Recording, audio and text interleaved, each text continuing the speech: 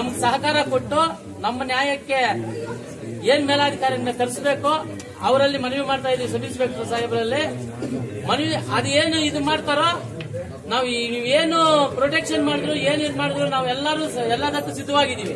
ನಮ್ಗೆ ನ್ಯಾಯ ಬೇಕಾದ್ರೆ ಸಹಕಾರ ಕೊಡ್ಬೇಕು. ಮತ್ತೆ ಅದಿಲ್ಲ ಅಂದ್ರೆ ನಮ್ಮ ಮೂಲವಾಡಿ ಗ್ರಾಮದಲ್ಲಿ ಹಾಲು ಒಕ್ಕೂಟ ಸಹಕಾರ ಸಂಘ ಏನಿದೆ ಆಡಳಿತವರ ಸರ್ವಾಧಿಕಾರ ನಡೆಸ್ತಾ ಇದ್ದಾರೆ. ಸರ್ವಾಧಿಕಾರ ನಡೆಸ್ಬಿಟ್ಟು ಅಧಿಕಾರ ಚಲಾವಣೆ ಮಾಡ್ತಾ ಇದ್ದಾರೆ ಅಂತ ಸಾಬೀತಾಗಬೇಕು. ಏನು ಇವಾಗ ನ್ಯಾಷನಲ್ ನ್ಯೂಸ್ ಆಗ್ಬೇಕಿದು. ನಮಗೆ ಇವಾಗ ಮತ ಚಲಾವಣೆ ಮಾಡೋದಕ್ಕೆ ಸರ್ವಾಧಿಕಾರ ಮಾಡ್ತಾ ಇರೋದು ಯಾರನ್ನ ಇದಾರ ಅವ್ರ ಹೆಸರುಗಳು ನಮ್ಗೆ ಬೇಕಾಗಿಲ್ಲ. ನಮ್ಗೆ ನ್ಯಾಯ ಬೇಕಾಗಿದೆ, ನ್ಯಾಯ ಬೇಕಷ್ಟೇ. ನಮ್ಗೆ ಅವ್ರ ಹೆಸರು ನಮ್ಗೆ ಬೇಕಾಗಿಲ್ಲ. ಆಡಳಿತ ಮಾಡ್ಕೋಬೇಕು. ಪೊಲೀಸ್ ಇಲಾಖೆ ನಮ್ಗೆ ಓಟು ಇಲ್ಲ. ಇವತ್ತು ಸ್ಟೇಷನ್ಗೆ ಎಲ್ಲಾನು ಪಾಪ ಕಳಿಸ್ತಾ ಇದ್ದಾರೆ. ಕಳಿಸ್ಲಿ ಅವರು. ಬೇಕೇ ಬೇಕು, ನ್ಯಾಯ ಬೇಕು, ಬೇಕೇ ಬೇಕು, ನ್ಯಾಯ ಬೇಕು, ಅನ್ಯಾಯ ಅನ್ಯಾಯ, ಅನ್ಯಾಯ ಅನ್ಯಾಯ, ಅಯ್ಯಯ್ಯೋ ಅನ್ಯಾಯ, ಬೇಕೇ ಬೇಕು, ನ್ಯಾಯ ಬೇಕು, ಬೇಕೇ ಬೇಕು, ನ್ಯಾಯ ಬೇಕು.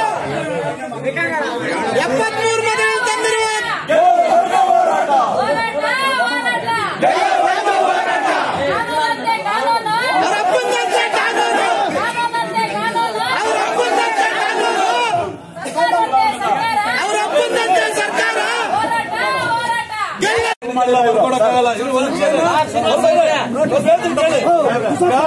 ಸರ್ ಒಂದೇ ಒಂದು ದಯವಿಟ್ಟು ಒಂದೇ ಒಂದು ನಿಮಿಷ ನಾನು ಕೇಳ್ಬಿಡ್ತೀನಿ ಸಾಹೇಬ್ರ. ನೀವು ನೋಟಿಸ್ ನಾವು ಸರ್ವ್ ಮಾಡಿದ್ದೀರಾ? ನಿಮಗೆ ಮತದಾನ ಇಲ್ಲ ಕೇಳ್ತೀನಿ. ಪ್ಲೀಸ್ ಒಂದ್ ಸೆಕೆಂಡ್. ನೋಟಿಸ್ ಸರ್ವ್ ಮಾಡಿಲ್ಲ ಅವ್ರ ಲ್ಯಾಬ್ ತಾನೇ ನೀವು ಹೇಳ್ತಿರೋದು. ಒಂದೇ ಒಂದ್ ಸೆಕೆಂಡ್ ಇರಿ ಸರ್, ದಯವಿಟ್ಟು ಒಂದ್ ಸೆಕೆಂಡ್. ಸರ್ ನೀವು ಮಾಡಿದ್ದೀರಾ? ಸರ್ ಒಂದೇ ಒಂದ್ ಸೆಕೆಂಡ್. ಒಂದ್ ನಿಮಿಷ ನೋಡ್ರಿ ಸರ್ ಸಾಹೇಬ್ರ, ಒಂದ್ ಸೆಕೆಂಡ್ ಪ್ಲೀಸ್. ನಿಮ್ಗೆ ಮತದಾನ ಹಾಕಿದೆ, ಬಂದು ಮತದಾನ ಮಾಡಿ ಅಂತ ನೀವೇ ಕೊಟ್ಟಿದ್ದೀರಿ. ಚುನಾವಣಾಧಿಕಾರಿಗಳು ಇಲ್ಲೇ ಇದೆ ಸರ್. ಒಂದ್ ನಿಮಿಷ ದಯವಿಟ್ಟು ಒಂದ್ ನಿಮಿಷ. ಆಯ್ತು, ಅದೆಲ್ಲ ಗೊತ್ತಿದೆ. ಶ್ರೀನಿವಾಸ್ ಗೊತ್ತಿದೆ ಸಾಹೇಬ್ರ. ಒಂದ್ ನಿಮಿಷ ಕೊಟ್ಟಿದ್ದೀರಾ, ಮತ್ತೆ ಕೋರ್ಟ್ ಆದೇಶ ಬಂದಿದೆ. ನೀವು ಮತ್ತೆ ನಿಮ್ ಮತದಾನ ಇಲ್ಲ ಅಂತ ನಮ್ಗೆ ನೋಟಿಸ್ ಕೊಟ್ಟಿದ್ದೀರಿ. ನೋಟಿಸ್ ಬೋರ್ಡ್ ಹಾಕಿಲ್ಲ, ನೋಟಿಸ್ ಬೋರ್ಡ್ಗೆ ನಿಮ್ಮ ಹಾಕಿಲ್ಲ. ವೋಟರ್ಗೂ ನೀವು ಕೊಡ್ಬೇಕು. ಬರೀದಾಗಿದೆ, ದಯವಿಟ್ಟು ನೋಡ್ರಿ. ದಯವಿಟ್ಟು ನೋಡ್ರಿ. ಹೌದು, ಇದೇನು ಅಡ್ಡಿ ಇನ್ನೇನಿದು?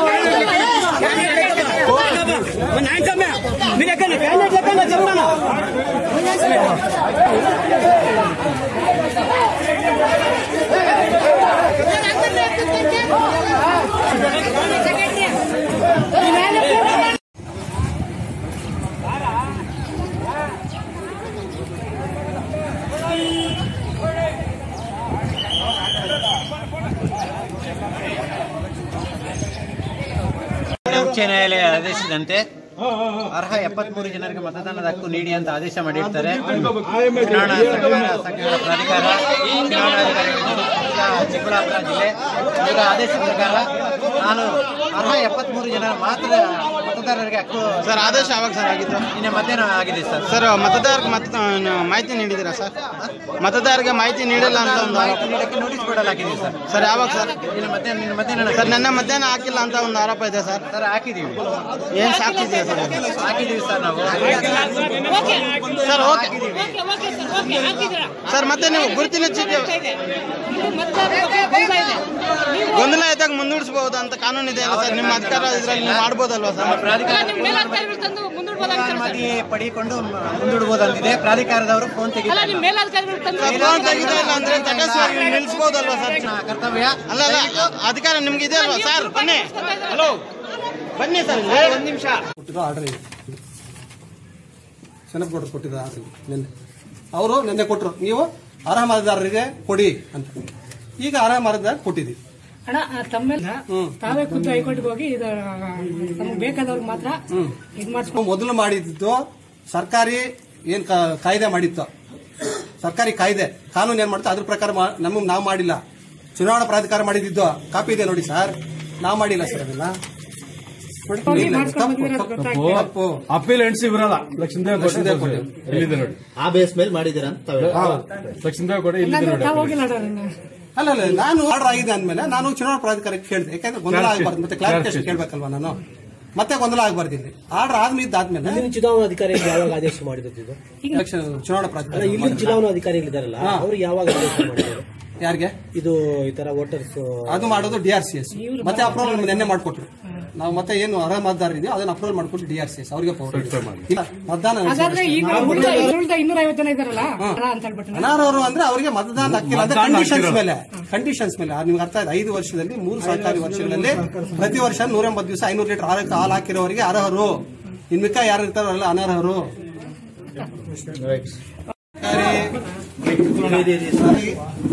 ಕಾಯ್ದೆ ಅಡಿಯಲ್ಲಿ ಯಾವುದೇ ಸಹಕಾರಿ ಸಂಸ್ಥೆ ಅದರ ಅವಧಿ 5 ವರ್ಷ. 5 ವರ್ಷ ಆದ್ಮೇಲೆ ಅದೇನು ಕೊನೆಯದಾಗಿ ಬರ್ತದೋ ಅದಕ್ಕೆ ಎಲೆಕ್ಷನ್ ಫಿಕ್ಸ್ ಆಗ್ತದೆ. ನಮ್ದು ಫೆಬ್ರವರಿಗೆ 5 ವರ್ಷ ಮುಕ್ತಾಯ ಆಗಿತ್ತು. ಈಗ ಎಲೆಕ್ಷನ್ಗೆ ಅನೌನ್ಸ್ ಮಾಡಿದ್ರು, ನಮ್ಗೆ ಈ ಡೇಟ್ಗೆ ಎಲೆಕ್ಷನ್ ಅನೌನ್ಸ್ ಮಾಡಿದ್ದಾರೆ. ಸೊ ಹಿಂದೆ ಮತದಾರರ ಪಟ್ಟಿ ಅದನ್ನ ಪರಿಷ್ಕರಣೆ ಮಾಡಬೇಕಂದ್ರೆ ಅದರ ಅಧಿಕಾರ ಇರೋದು DR ಅವರಿಗೆ, ಡೆಪ್ಯೂಟಿ ರಿಜಿಸ್ಟ್ರಾರ್ ಚಿಕ್ಕಬಳ್ಳಾಪುರ. ಅವರು ಮತದಾರರ ಪಟ್ಟಿಯನ್ನ ಪರಿಷ್ಕರಣೆ ಮಾಡಿ ಅದನ್ನ ನಮ್ಗೆ ಕೊಟ್ಟಿದ್ದಾರೆ. ಅದಕ್ಕೆ ಆಧಾರ ಕರ್ನಾಟಕ ಉಚ್ಚ ನ್ಯಾಯಾಲಯದಲ್ಲಿ